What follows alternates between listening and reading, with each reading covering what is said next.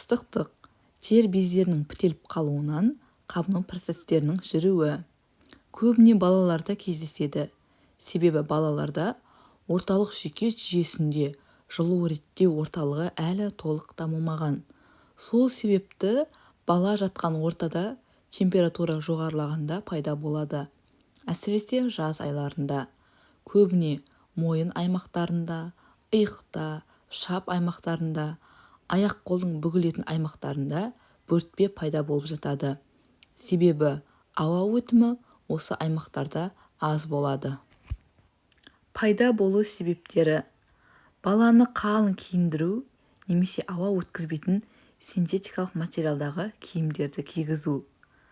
Бөлмедегі ауа температурасының жоғары болуы, яғни ыстық бөлме, физикалық қозғалыс, баланың шапшаң терлеп ойнауы, дене температурасының жоғарылауы, немесе гигиеналық шаралардың дұрыс сақталмауы. Енді ыстықтықтың түрлеріне келетін болсақ, бірінші қызыл ыстықтық. Ол кезде ұсақ, қаптаған қызыл түйіршікті бөртпелер болады, безеуге ұқсас келеді, қышып баланың мазасын алуы мүмкін. Ал екінші түрі кристалды ыстықтық, яғни кристалды түрі. Бұл кезде бөртпенің түрі мөлдір түсті, көлемі үлкендеу, көпіршікті болады. Ыстықтық шықса қалай көмек береміз? Бірінші, себебін анықтап, баланың жағдайын жақсартамыз. Қалың киімдерін шешеміз. Баланы бөлме температурасы 25 градустан жоғары болса, қымтамаймыз. Бір футболка мен бір шорты жеткілікті.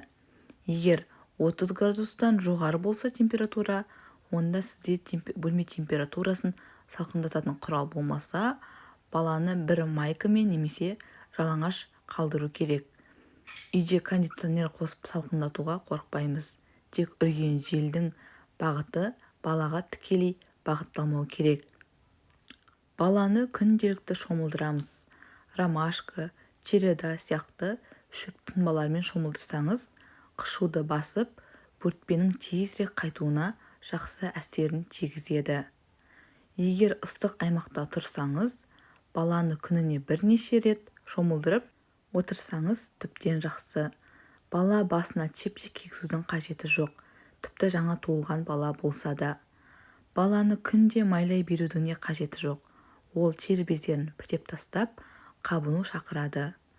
Егер балаға жақсы күтім жасалса, ыстықтық бірнеше сағат пен 5 күн аралығында ешқандай қабынусыз өздігінен кетеді.